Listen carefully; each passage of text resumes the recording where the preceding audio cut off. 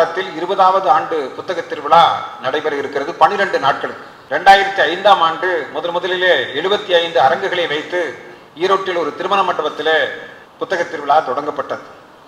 தொடங்கப்பட்ட போது முப்பெரும் முழக்கம் முன்வைக்கப்பட்டது. இல்லந்தோறும் நூலகம், நூலகம் இல்லா ஊரில் குடியிருக்க வேண்டாம், நல்ல நூல்களே நல்ல நண்பர்கள் என்ற முப்பெரும் முழக்கத்தை முன்வைத்துத்தான் மக்கள் சிந்தனை பேரவை தோற்றுவிக்கப்பட்டது. புத்தக திருவிழா தொடங்கப்பட்டது. 2005ஆம் ஆண்டு மாலை நேர சொற்பொழிவு நிகழ்ச்சியில் மிகச்சிறந்த சொற்பொழிவாளர்களை, சிந்தனையாளர்களை, கல்வியாளர்களை எல்லாம் அழைத்து மக்களுக்கு வாசிப்பின் மீது ஒரு நேசம் ஏற்பட வேண்டும் என்பதற்கான முறையிலே தலைப்புகளை கொடுத்து அந்த புத்தகத்தின் மீதும் அறிவின் மீதும் சிந்தனையின் மீதும் நாட்டம் ஏற்படுத்தத்தக்க அளவிலே அந்த சொற்பொழிவுகள் எல்லாம் வடிவமைக்கப்பட்டன. இது 2005 தொடங்கி இப்போ 20வது ஆண்டாக புத்தக திருவிழா நடைபெற இருக்கிறது. இடையில் ஒரு 18 ஆண்டு காலம் அரசு பள்ளிகளிலே பணியாற்றக்கூடிய ஆசிரியர் பெருமக்கள் 10ஆம் வகுப்பிலும் 12ஆம் வகுப்பிலும் தங்கள் மாணவர்கள் அனைவரையும் தேர்ச்சி பெற வைக்கிற ஆசிரியர் பெருமக்கள், இந்த அரசு பள்ளியிலே தங்கள் மாணவர்கள் அனைவரையும் தேர்ச்சி பெற வைக்கிற விஷயம் என்பது சாதாரண அம்சம் அல்ல. காடுகளிலும் மலைகளிலும் கிராமப்புறங்களிலும் இருக்கக்கூடிய பள்ளிக்கூடங்களிலே அந்த மாணவர்களை வரவேற்பது என்பதே பெரிய சாதனை. பல நேரங்களிலே பெற்றோருக்கு அத்தகைய விழிப்புணர்வு இல்லாமல் இருக்கிறது. ஆனால் அதே சமயத்தில் அந்த மாணவர்களை எல்லாம் வரவழைப்பது, அவர்களை புத்தகங்களை ஒழுங்காக வாசிக்க வைப்பது, தேர்ச்சி பெற வைப்பது என்பது சுலபமான விஷயம் அல்ல, ஒரு பெரிய சவால். அத்தகைய முறையிலே அரசு பள்ளி ஆசிரியர் பெருமக்கள் ஆண்டுதோறும் ஈரோடு மாவட்டத்தில் இருக்கிற ஆசிரியர் பெருமக்கள் 10ஆம் வகுப்பிலே தங்களது மாணவர்கள் அனைவரையும் தேர்ச்சி பெற வைக்க வேண்டும். 12ஆம் வகுப்பு பொதுத் தேர்வில் தங்கள் மாணவர்கள் அனைவரையும் தேர்ச்சி பெற வைக்க வேண்டும். அப்படி என்றால் ஒரு கணித ஆசிரியர் 3 வகுப்புகளுக்கு 4 வகுப்புகளுக்கு செல்வார். 3-4 வகுப்புகளுக்கு சென்றாலும் 5-6 வகுப்புகளுக்கு சென்றாலும் அந்த வகுப்புகளில் இருக்கிற அத்தனை மாணவர்களும் தேர்ச்சி பெற வேண்டும். அதாவது ஒரு மாணவர் தேர்ச்சி பெறவில்லை என்றால் அந்த ஆசிரியருக்கு விருது கிடையாது. இது மக்கள் சிந்தனை பேரவை அறிவித்து 18 ஆண்டு காலம் தொடர்ந்து இடைவிடாமல் நடத்தியது. ஆண்டுதோறும் ஜூலை மாதத்தில் அத்தகைய ஒரு ஆசிரியர் மாநாட்டை போல ஒரு 3 ஆண்டுகளுக்கு முன்பு மட்டும் அந்த ஆண்டில் ஈரோடு மாவட்டத்திலே மட்டும் 10ஆம் வகுப்பிலும் 12ஆம் வகுப்பிலும் மொத்தத்தில் தேர்ச்சி பெற வைத்தவர்கள் எத்தனை ஆசிரியர்கள் தெரியுமா? ஒரே ஒரு மாவட்டத்தில் 2444 ஆசிரியர் பெருமக்கள் தங்கள் மாணவர்கள் அனைவரையும் தேர்ச்சி பெற வைத்தார்கள். அத்தகைய தேர்ச்சி பெற வைப்பது என்பது ஒரு வேள்வி. அது மட்டுமல்லாமல் ஆண்டுதோறும் பிப்ரவரி மாதம் 28ஆம் தேதி தேசிய அறிவியல் தினம். ஒருவேளை இந்த தமிழுக்கு முக்கியத்துவம் கொடுத்து, வரலாற்று முக்கியத்துவம் கொடுத்து பாரதி விழாவையோ அல்லது வேறு பல விழாக்களையோ நடத்தக்கூடியவர்கள் அறிவியல் சார்ந்த நிகழ்வுகளை நடத்துவதில்லை. ஆனால் மக்கள் சிந்தனை பேரவையை பொறுத்தளவிலே அறம் சார்ந்த சிந்தனைகளுக்கு இணையாக அறிவியல் விழாவை, அறிவியல் நிகழ்ச்சியை தொடர்ந்து ஆண்டுதோறும் ஏறத்தால் ஒரு 15 ஆண்டு காலமாக நடத்தி வருகிறது. இந்த பிப்ரவரி 28ஆம் தேதி கூட ஒரு எழுச்சிமிக்க அறிவியல் தினத்தை நடத்தி வந்தோம். இப்படி ஒரு 25 ஆண்டு காலமாக தொடர்ந்து நடத்தி வரக்கூடிய இந்த மக்கள் சிந்தனை பேரவையின் சார்பில் தான் கடந்த 19 ஆண்டு காலமாக ஈரோடு புத்தக திருவிழா நடத்தப்பட்டது. நான் இந்த இடத்தில் புத்தக தினம் என்ற காரணத்தால் நான் இதை பதிவு செய்ய விரும்புகிறேன். இப்ப மூத்த தலைமுறையினர் வாசிக்கிறார்கள், அதற்கடுத்த தலைமுறையிலே வாசிக்க வைக்க வேண்டும். இன்னும் அரும்புகளாக இருக்கிற, குருத்துகளாக இருக்கிற அந்த குழந்தைகள் இருக்கிறார்களே, பள்ளி குழந்தைகள், 5ஆம் வகுப்பு, 6ஆம் வகுப்பு, 7ஆம் வகுப்பு, இத்தகைய வகுப்புகளிலே படிக்கக்கூடிய அந்த பள்ளி குழந்தைகளை மெதுவாக வாசிக்க தொடங்க வைக்க வேண்டும். அந்த பாட புத்தகத்தோடு சேர்த்து வேறு பல பொதுவான புத்தகங்களை வாசிப்பதற்கான முறையிலே அவர்கள் தயார்படுத்த ஆசிரியர்கள் தான் அதை செய்ய வேண்டும். ஆசிரியர்கள் தான் அதற்கு முன்முயற்சி எடுக்க வேண்டும். மிகச்சிறந்த முறையிலே பாடம் எடுக்கிறார்கள், இல்லை என்று மறுக்க முடியாது.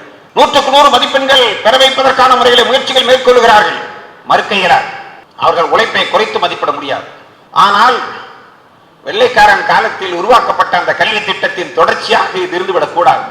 ஒரு புதியதோர் இந்தியாவை, புத்தம்புதும் புரட்சிகரமான தமிழகத்தை உருவாக்க வேண்டும் என்றால் அறிவு, சிந்தனை அடிப்படையாக தேவைப்படுகிறது. பொது அறிவு தேவைப்படுவது மட்டுமல்ல, சமூக கண்ணோட்டம் தேவைப்படுகிறது, சமூக உணர்ச்சி தேவைப்படுகிறது. அத்தகைய சமூக உணர்ச்சியும் சமூக கண்ணோட்டமும் எப்படி உருவாகும் என்றால் அவர்கள் தொடர்ந்த வாசிப்பினால் மட்டும்தான் உருவாகும். இன்னும் பெற்றோர் பெரிய பெருமக்கள் பலர் என்ன நினைக்கிறார்கள் என்றால், ஒருவேளை நூலகத்திற்கு சென்று வேறு புத்தகங்களை படிக்க ஆரம்பித்து விட்டால் சிலர் அப்படி நினைக்கிறார்கள், பாட புத்தகங்களை படிப்பது கெட்டு போய்விடுமே என்ற ஒரு கேள்வி சில பெற்றோர் பெருமக்களுக்கு இருக்கிறது.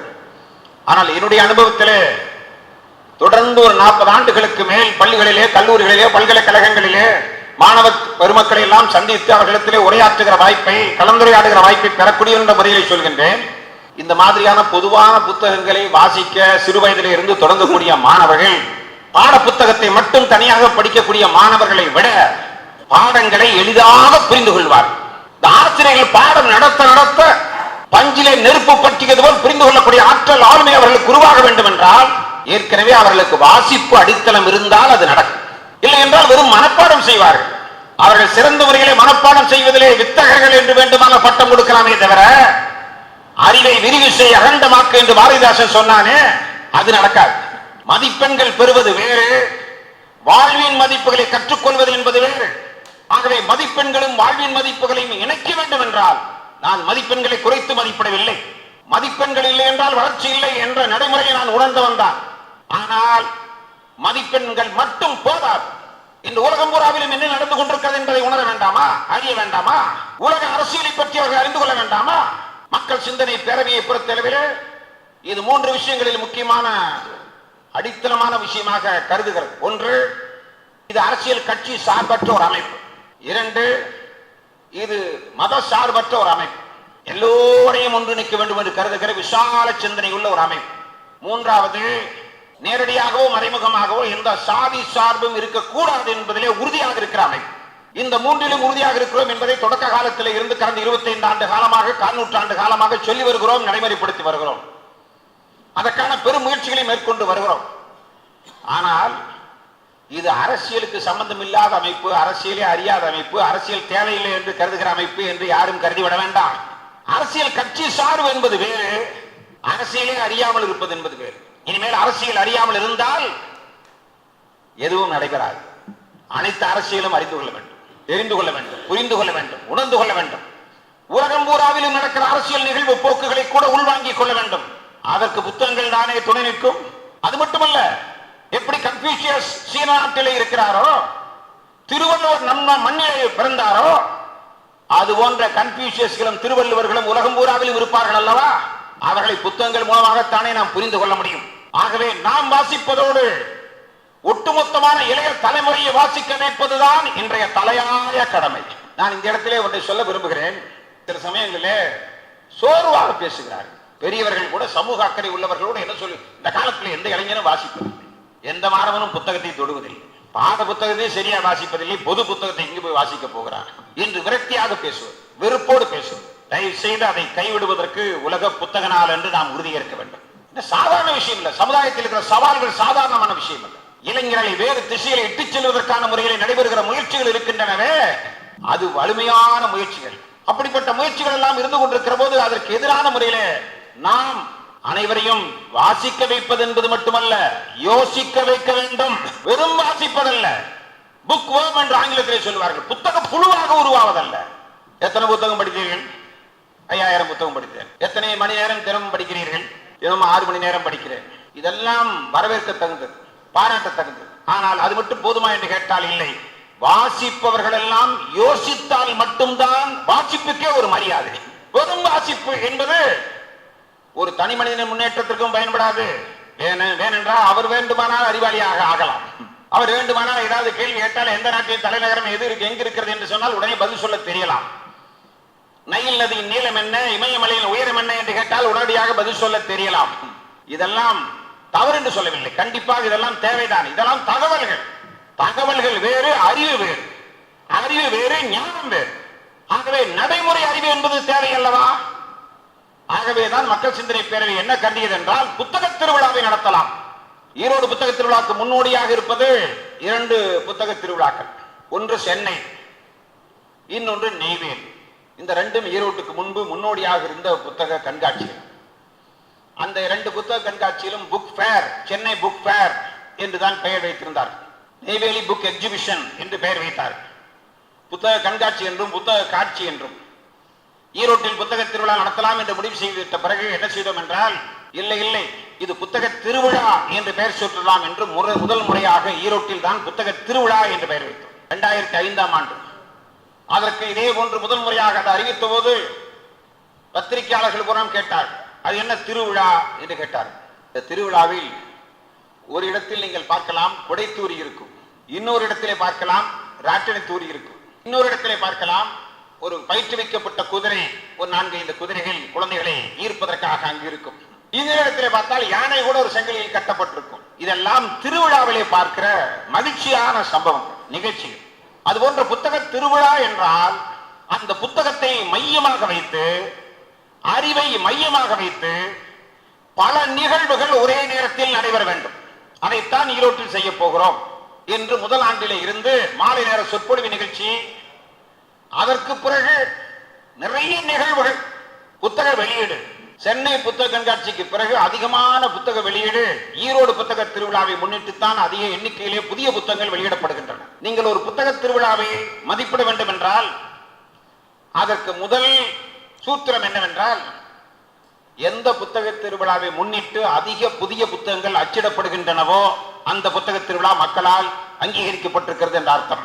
அப்படி ஆயிரக்கணக்கான புதிய புத்தகங்கள் ஈரோடு புத்தக திருவிழாவை முன்னிட்டு அச்சிடப்படுகின்றன. அது ஒரு பக்கம் புத்தக வெளியீட்டு நிகழ்ச்சி ஒரு பக்கம் நடைபெற வேண்டும். இன்னொரு பக்கம் உலகத் தமிழர் படைப்பரங்கம். அது என்ன உலகத் தமிழர் படைப்பரங்கம் என்றால், இந்தியாவிலே 60 நாடுகளிலே தமிழர்கள் வாழ்கிறார்கள் அல்லவா? இது குவளைய குடும்பம் அல்லவா? தமிழர்கள் என்பது குவளைய குடும்பம் அல்லவா? அப்படியானால் உலகம் பூராவிலும் இருக்கிற படைப்பாளிகள், சிங்கப்பூரில், மலேசியாவில், இலங்கையில், ஜெர்மனியில், லண்டன் மாநகரத்தில், இங்கிலாந்தில், அமெரிக்காவில், ஆஸ்திரேலியாவில், எல்லா நாடுகளிலும் படைப்பாளிகள், தமிழ் படைப்பாளிகள் இருக்கின்றார்கள் அல்லவா? அங்கு தமிழர்கள் வாழ்கிறார்கள் என்பது மட்டுமல்ல, தமிழ் படைப்பாளிகள், அதிலும் குறிப்பாக இலங்கையில் எப்பேற்பட்ட மிகச்சிறந்த திறனாய்வாளர்கள், ஆராய்ச்சியாளர்கள், தமிழ் பேரறிஞர்கள் இலங்கையில் இருக்கிறார்.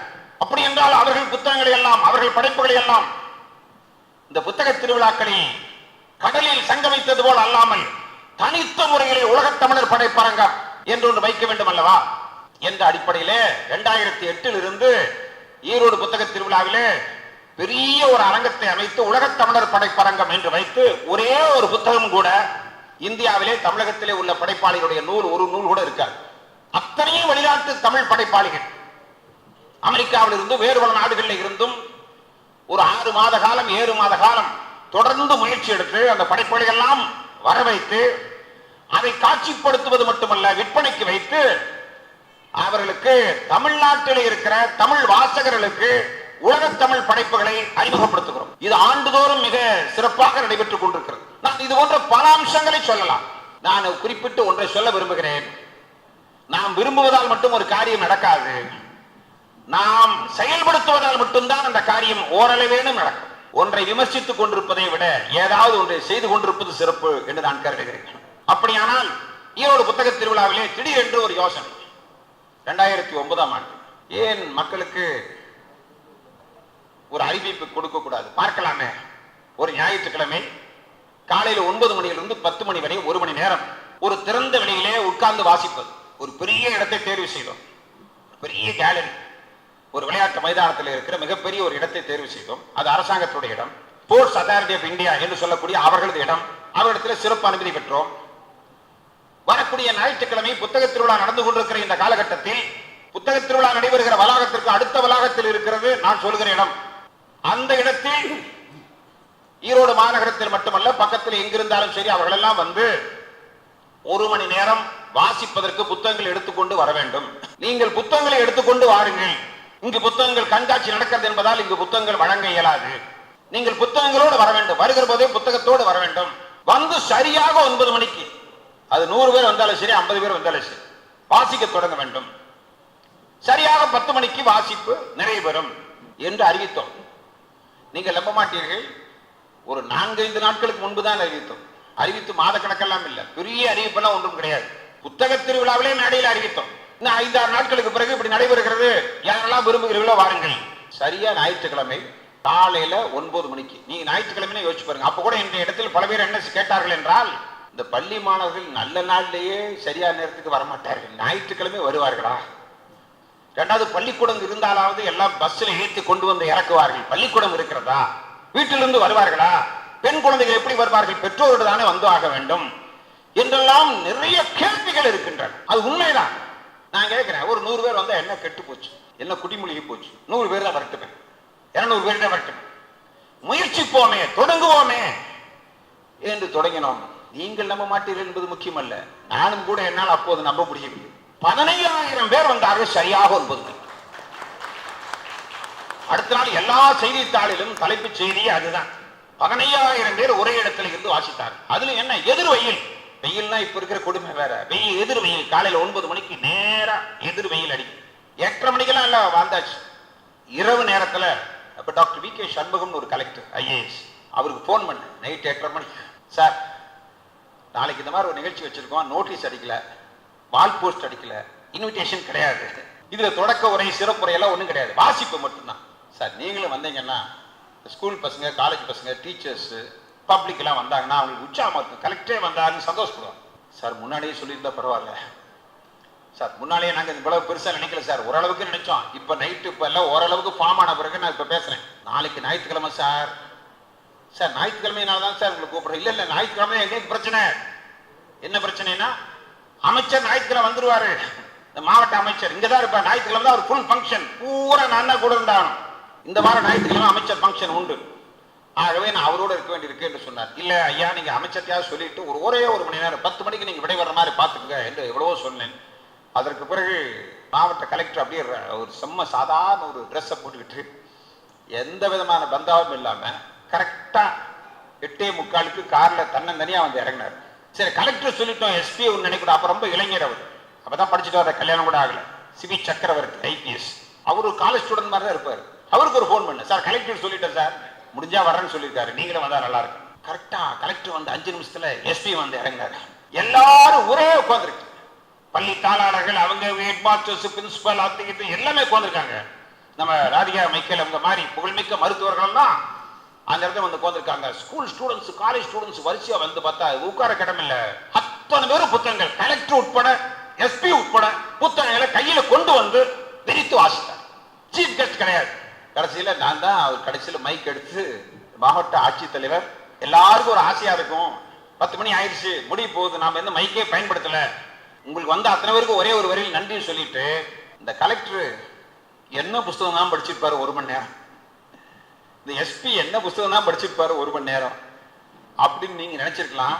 அதே மாதிரி கலெக்டர் ரொம்ப சந்தோஷப்பட்டார். இந்த இளைஞர்கள் இத்தனை பேர் வந்து, அத்தனை பேர், அதாவது அதுல 75% பேர் பள்ளி மாணவர்கள், கல்லூரி மாணவர்கள், இளைஞர்கள், பெண்கள், குடும்ப பெண்கள். இன்னொன்னு சொன்னோம், அந்த மாதிரி வர முடியாதவங்க எல்லாம் தயவுசெய்து எங்க இருக்கிறீங்களோ அங்கிருந்தே வாசிங்க. என்ன நடந்தது தெரியுங்களா? ஆட்டோ ஸ்டாண்ட்ல ஆட்டோ டிரைவர்ஸ் ஒரு 50 வண்டி நிற்கும் வரிசையா, ஒரு 10 வண்டி 20 வண்டி தான் இந்த 1 மணி நேரத்துல போகும். அதுக்கு பின்னாடி இருக்கிற வண்டியில பூரா ஆட்டோ டிரைவர்ஸ் சீட்டுக்கு பின்னாடி வந்து கரெக்டா 9 மணிக்கு வாசிக்க தொடங்கினார்கள். இதை விட எனக்கு ஒரு ஆச்சரியம், அதிர்ச்சி தரத்தக்க விஷயம் என்னன்னா, ஒரு முன்னாள் சட்டமன்ற உறுப்பினர், அவர் ஈரோட்ல இருந்து கோயம்புத்தூர் போறாரு பஸ்ல, அவர் ஒரு 10:30 மணிக்கு எனக்கு போன் பண்றாரு காலையில, சார் நீங்க அறிவிச்சிருந்தீங்க பார்த்தேன், நான் கோயம்புத்தூர் போறேன், வேற வழி இல்லை, அங்க வர முடியாது, ஆகவே என்ன செஞ்சேன்னா என்னுடைய பையிலேயே ஒரு புத்தகத்தை எடுத்துட்டு வந்துட்டேன். கரெக்டா பஸ்ல உட்காந்து புறப்படுவது, பஸ்ல எம்எல்ஏ போனாரான்னு ஆச்சரியப்படல, அப்படிலாம் சரி 2-3 பேர் இருப்பாங்க, அதுல ஒரு ஆள் முன்னாள் எம்எல்ஏ பஸ்ல தான் போனார்.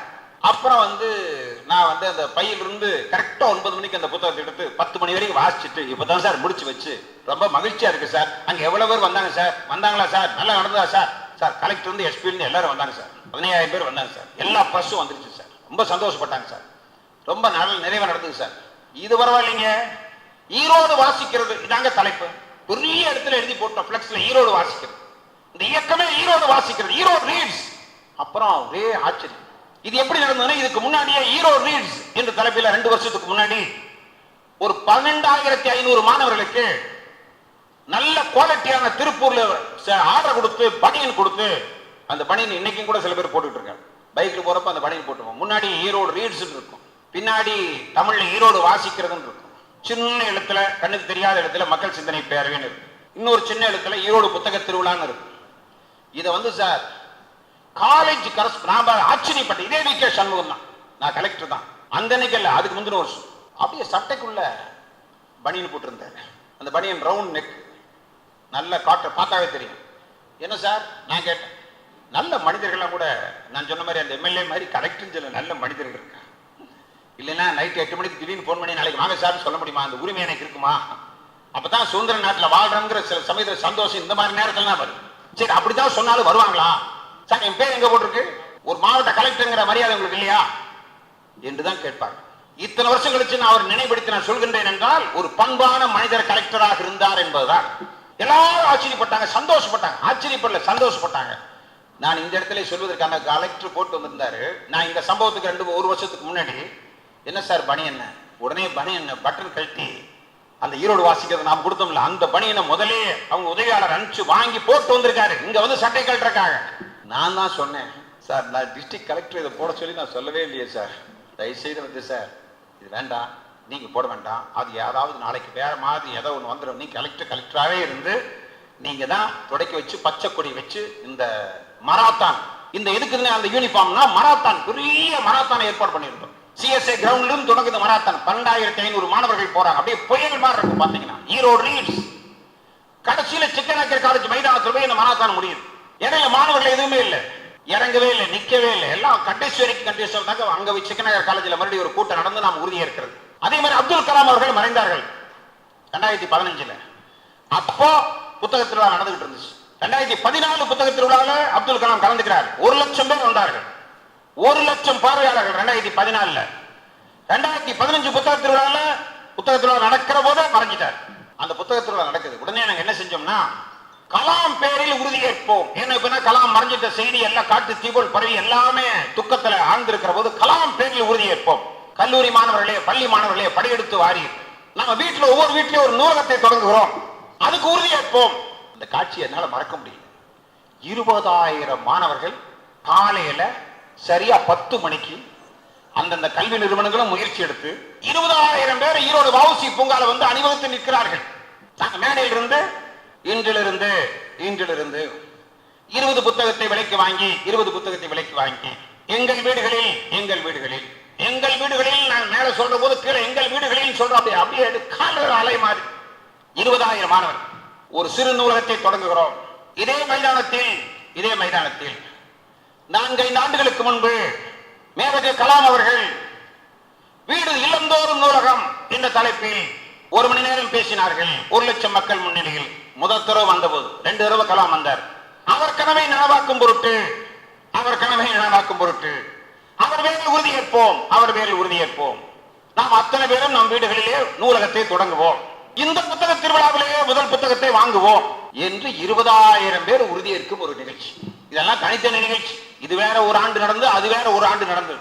நாம் இந்த உலக புத்தக திருவிழாவில் குறிப்பிடுவது சிந்தனை பேரவையில் என்ன நடந்தது என்பதல்ல. நாம் தனித்தனியாக அந்தந்த ஊர்களில் ஏதேனும் ஒரு சின்ன சின்ன வடிவங்களிலே முயற்சி எடுத்தால், முயற்சி எடுக்காமல் எந்த வேலையும் நடக்காது. முயற்சி எடுக்க வேண்டும், கடுமையாக முயற்சி எடுக்க வேண்டும், வித்தியாசமான முயற்சி எடுக்க வேண்டும். சிரமம்தான். சிரமம் இல்லாமல் சிகரம் எங்க இருக்கிறது? சிரமமே இல்லாமல் என்ன செய்ய முடியும்? ஆகவே சிரமப்படத்தான் வேண்டும். இங்க கூட நம்ம வந்து தஞ்சாவூர்ல தமிழகமெங்கும் வாசகர் வட்டம்னு தொடங்கணும். அது ஈரோடு மாநகரத்தில் தொடங்குச்சு. எழுத்தாளர் திறனாய்வாளர் தி.க. சிவசங்கரன் வர சொன்னோம். வந்தார். அவர் தலைமையில தினமணி ஆசிரியர் வைத்தியநாதன் அவர்கள் ஒரு 10 ஆண்டுகளுக்கு முன்பு மக்கள் சிந்தனை பேரவையின் சார்பாக தமிழகமெங்கும் வாசகர் வட்டம் அப்படிங்கிற ஒரு இயக்கத்தை தொடங்கினோம். அதுல நிறைய இடங்களில் வாசகர் வட்டம் தொடங்கினாங்க.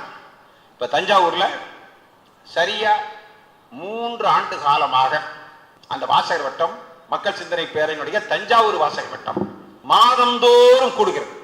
அது அன்பழகன் அவர்களை நான் நிச்சயமாக பாராட்ட வேண்டும். ஏன்னா வங்கி ஊழியர் சங்கத்தினுடைய கட்டடத்தை நீங்க இலவசமா பயன்படுத்திங்க, நீங்க வாடகை கூட கொடுக்க வேண்டாம் என்று வங்கி ஊழியர் சங்க தலைவராக இருந்ததனால அந்த உரிமையை பயன்படுத்தி இந்த அருமையான வாசிப்பு வேள்விக்கு உதவி செய்யலாம் என்று அவர் செஞ்சிருக்கார்.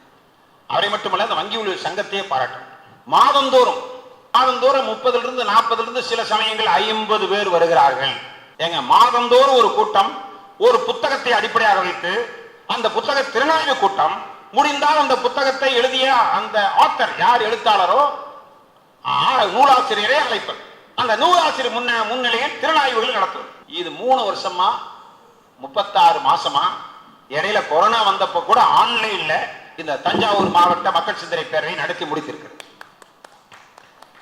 அப்ப தமிழ்நாடு பூரா பல இடங்கள்ல கல்லூரிகள் ஆரம்பிச்சிருக்கோம். இப்ப கல்லூரி மாணவர்கள் மட்டும் 25,000 பேர் மக்கள் சிந்தனை பேரவையின் அதிகாரபூர்வமான உறுப்பினர்களாக இருக்கிறார்கள். அபிஷியல் மெம்பர்ஷிப் கார்டு வச்சிருக்கோம் 25,000 பேர். ஆசிரியர்கள் மட்டும் ஏறத்தாழ ஒரு 500 பேர் இதுல வந்து நேரடியா, இதெல்லாம் வந்து நாங்க உறுப்பினர் சேர்ப்பு இயக்கம்னு பெருசா பண்றது இல்ல, அவங்கள ஆர்வமா வந்து சேர்ந்தவங்க ஒரு 500 பேர் இருக்கும், பேராசிரியர்களும் பள்ளி ஆசிரியர்களும். நான் இந்த நேரத்தில் சொல்வது என்னவென்றால், முதல்ல ஆசிரியர் பெருமக்கள், பெற்றோர், ஆசிரியர் பெருமக்களும் பெற்றோரும் பள்ளி நிர்வாகமும் தான் இந்த அறிவை விரிவு செய்ய, அறிவார்ந்த சமூகமாக இந்த சமூகம் உருவாக வேண்டும். வெறும் வாசிக்கிற சமுதாயமாக அல்ல.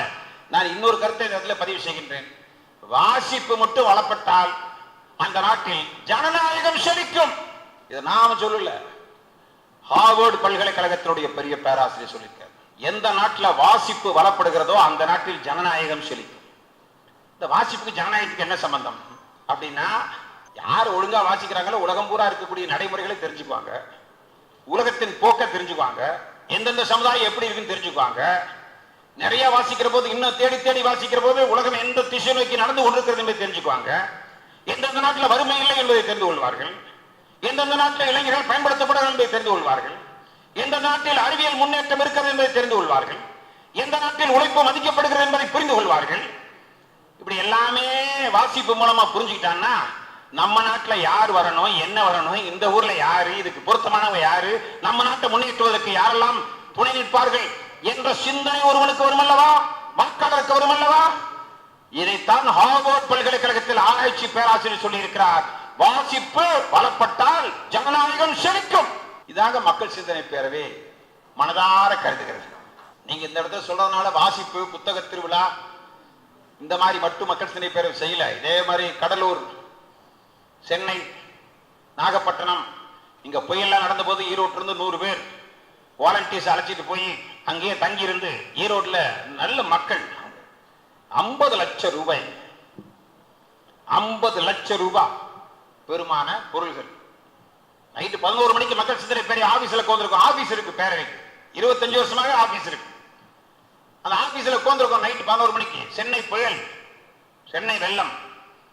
11 மணிக்கு தன்னந்தனியா ஒரு லேடி, நல்ல படிச்ச யங் லேடி 11 மணிக்கு காரை கொண்டாந்து நம்பிக்கையோட மக்கள் சிந்தனை பேரவை ஆபீஸ்க்கு வருது. வந்து 2 கையிலையும் பொருட்களை கொண்டு வந்து கொடுத்துட்டு போறாங்க. ரெஜிஸ்டர் பண்ண சொல்லி நான் வச்சிருந்தேன் 4 பேருக்கு. யார் யார் என்ன பொருள் கொண்டு வராங்க, சார் எங்க பேர்லாம் வேண்டாம் சார், நீ இதை மட்டும் பதிவு பண்ணிக்கங்க என்று சொல்லி அவர்கள் கொடுத்த மக்கள் சிந்தனை பேரவை அலுவலகத்திற்கு வந்து கொடுத்த பொருட்களின், அதாவது ஒரு 10 மூட்டை அரிசி, 5 மூட்டை, 5 லட்சம் சப்பாத்தி. நம்ம மாணவர்கள் இருக்காங்கல்ல, நம்ம பேரவையில் இருக்கிற மாணவர்களை வச்சு அங்கேயே ஒரு 20-30 அடுப்பை வச்சு பேரவையின் அலுவலகத்துக்கு முன்னாடி 5 லட்சம் சப்பாத்தி ரெடி பண்ணும்.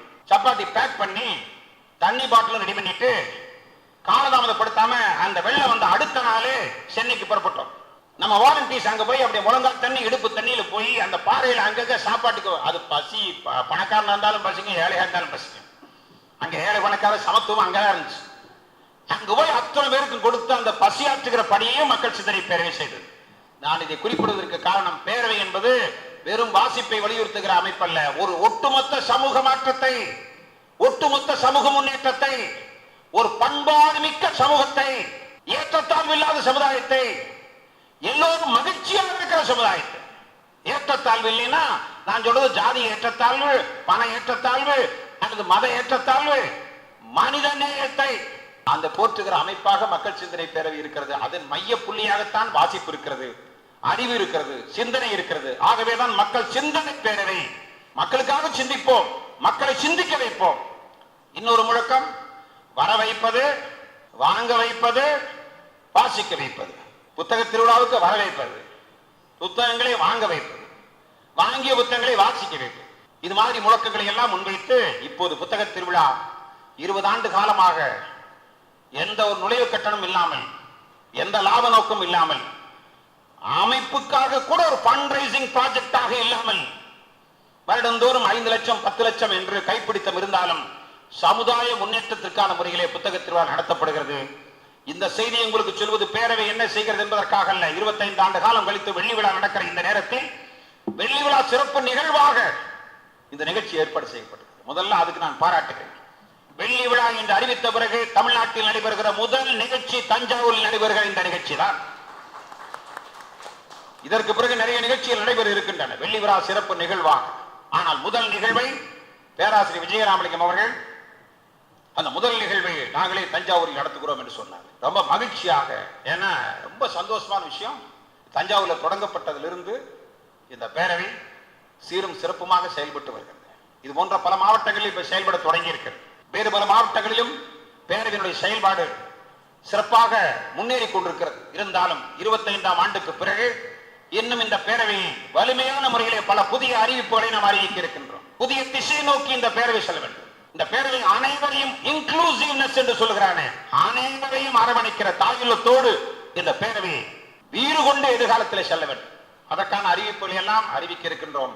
ஆனா இந்த நிகழ்ச்சி என்னன்னா, இந்த வெள்ளி விழாவுடைய ஆண்டு தொடக்க நிகழ்ச்சி அப்படி மரியாதைக்குரிய ஐயா கிருஷ்ணமூர்த்தி அவர்கள், இது அவர் வராரு, சொற்பொழிவாளராக வராரு.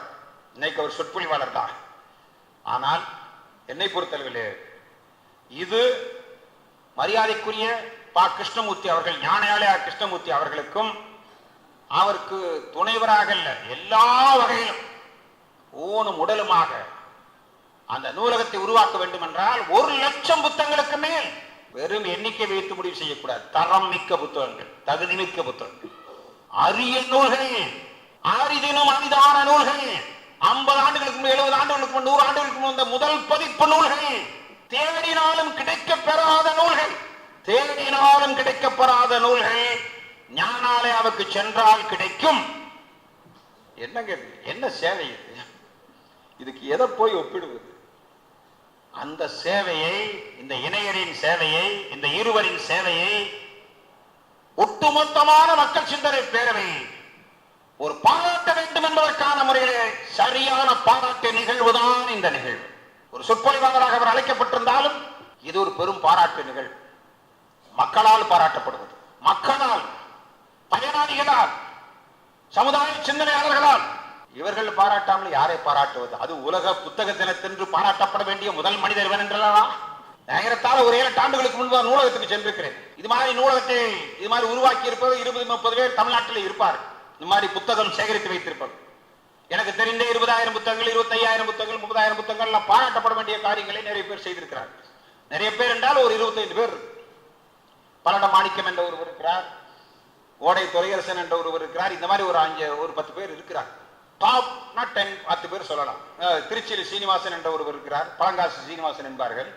இவங்கெல்லாம் புத்தகத்தை சேகரிப்பவர்கள். அந்த புத்தகத்தை சேகரிப்பவர்கள் 10-20 பேர் தான் இருக்காங்க தமிழ்நாட்டில். அந்த அளவுக்கு விரிவாக சேகரிப்பவர்கள், உணர்வுபூர்வமாக சேகரிப்பவர்கள், ஏறத்தாழ ஒரு அரை நூற்றாண்டு காலத்திற்கு மேல் தொடர்ந்து இடையறாமல் சலிப்பில்லாமல் சேகரிப்பவர்கள் ரொம்ப கம்மி தான். அதுல டாப் யாருன்னா நம்ம ஞானாலயா அவர்கள் தான். நம்பர் 1 அவர் தான். அதுல 2 கருத்துக்கு இடமே இல்லை. காரணம் என்னன்னா, அவர் புத்தகத்தை சேகரிப்பது மட்டுமல்ல, நீங்கள் போய் அந்த புத்தகத்தை பற்றி பேச வேண்டும் என்றால், புத்தகத்தை தேட வேண்டும் என்றால், வெளிநாடுகளில் இருந்தும் வெளி மாநிலங்களில் இருந்தும் எத்தனையோ ஆராய்ச்சியாளர்கள் செல்கின்ற இடம் வேடந்தாங்கள். ஆராய்ச்சியாளர்கள் வேடந்தாங்களாக இருப்பது ஞானாலயம். நான் போய் 10 ஆலயமா 10 வருஷம் இருக்கும், 7-8 வருஷம் இருக்கு. நான் போய் ஒரு 2 நாள் இரவு அங்கேதான் தங்கியிருந்தேன். அம்மா, அதாவது இந்த எழுத்தாளர் வீட்லையும், இந்த படைப்பாளி வீட்லையும், இந்த மாதிரி எங்க மாதிரி சமூக ஊழியர்கள் வீட்லையும் அவங்க ஒத்துழைப்பு இல்லாமல் நம்ம எதுவுமே செய்துவிட முடியாது.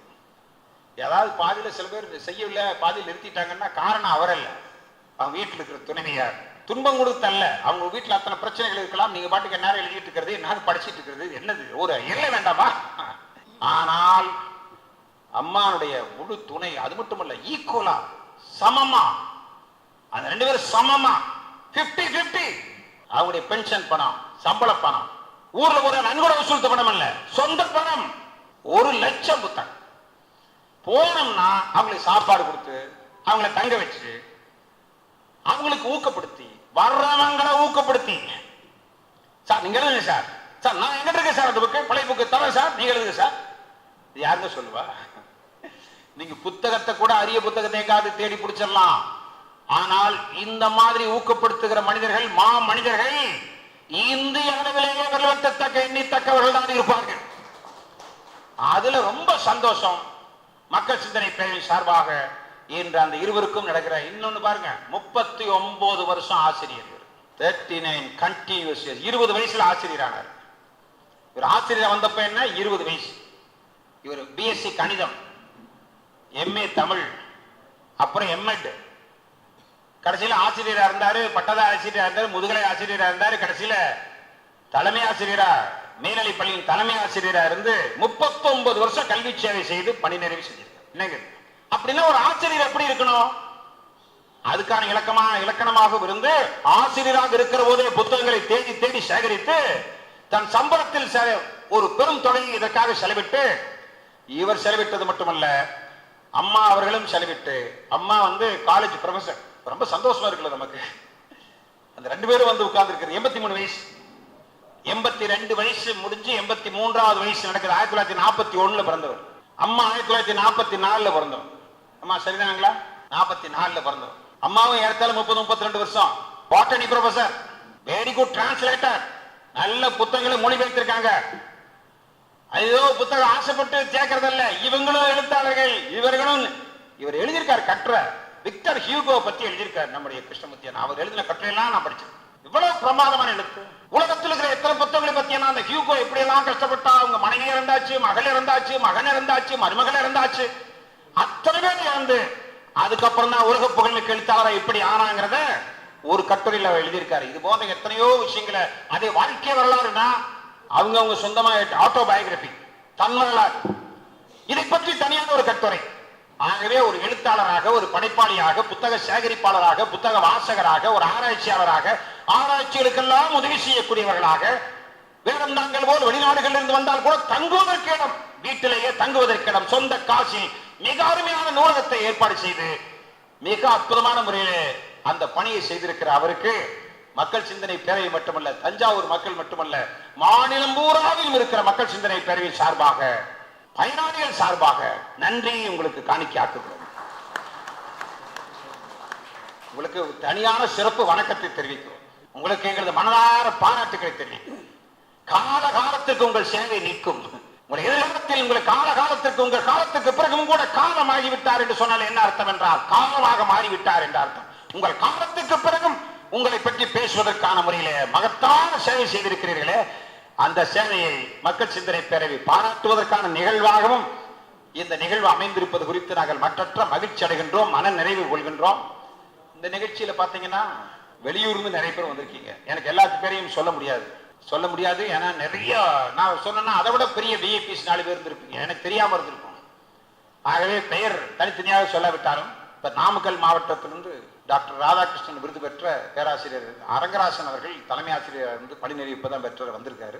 ஒரு மகத்தான ஆவண பெட்டகமாக இருக்கிற நம்ம அருணகிரி அவர் பாருங்க, நேற்று வேற ஒரு விஷயமா நான் தான் போன் பண்ணா நான் போன் பண்ணது வேற விஷயம். அவர் உடனே சார் நாளைக்கு தஞ்சாவூர் நிகழ்ச்சிக்கு வர சார்ங்கிறாரு. அவருக்கு அந்த நிகழ்ச்சி தெரியுமா தெரியாத கூட எனக்கு தெரியாது. ஆனா அவர் நிகழ்ச்சிக்கு நான் எனக்கு முன்னாடியே வந்து நின்று பார்த்தேன். அருணகிரி வந்திருக்காரு.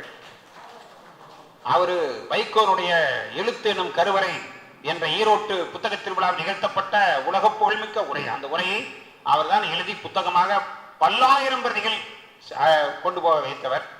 அதே மாதிரி அரியலூர் மாவட்டத்திலிருந்து தினகரன் வந்திருக்காரு. அவரோட வந்திருந்த வே குமாரவேல் எழுத்தாளர். என்னுடைய புத்தக திருவிழாவில் நான் ஆற்றிய உரைகள் 30 உரைகளை தொகுத்து காகித புரட்சி என்ற புத்தகம் தயாராக இருக்கிறது. அடுத்த வாரத்தில் வெளியிட இருக்கிறது. புத்தகத்தை பற்றியான ஒரு புத்தகம், அதை தொகுத்தவர் இந்த கூட்டத்துக்கு வந்திருக்கிறார். இப்படி வரிசையா சொன்னோம்னா அது இந்த சாத்தூர்ல இருந்து வந்திருக்காரு. திடீர்னு எனக்கே தெரியாது. சமீப காலத்து நண்பர், புத்தகத்தால் ஏற்பட்ட நட்பு, வேற நட்பு ஒன்றும் இல்லை. அவர் வந்திருக்கார். வெங்கட்ட ராமானுஜம், சி வெங்கட்ட ராமானுஜம் தலைமை ஆசிரியர், பணி நிறைவு, சாத்தூர்ல இருந்து இந்த நிகழ்ச்சிக்காக வந்திருக்காரு. நான் இது மாதிரி ஒவ்வொருத்தராக எந்தெந்த ஊர்ல இருந்து வந்திருக்காங்கன்னு ஒரு 10 பேர் நான் சொல்லணும். ஆனால் நேரமில்லை, சூழ்நிலை இல்லை. நான் எல்லோரையும் இதை விட பெரிய எழுத்தாளராக, சிந்தனையாளராக, கருத்தாளராக, ஆசிரியராக, அரசு ஊழியராக, ஏன்னா பேங்க் ஒரு இந்தியன் பேங்குடைய மேனேஜராக பெரிய அளவுக்கு மேலாளராக இருந்தவர் இங்க பக்கத்திலே அமர்ந்தார். என்ன கேட்டா பார்த்தா சாமானியர் போல் தெரிகிறார். அவர் பார்த்தா மிக உயர்ந்த பொறுப்பிலே இருந்து வருகிறார். அதைத்தான் பேராசிரியர் விஜயராமலிங்கம் அவர்கள் தொடக்கத்திலே குறிப்பிட்ட போது எத்தகையவர்கள் வந்திருக்கின்றீர்கள் என்று பொதுப்படையாக எடுத்து சொன்னார் அல்லவா. அந்த அளவுக்கு மிகச்சிறந்த ஆளுமைகள் எல்லாம் இந்த கூட்டத்திற்கு வந்திருப்பது குறித்து நான் மற்றற்ற மகிழ்ச்சி அடைகின்றேன்.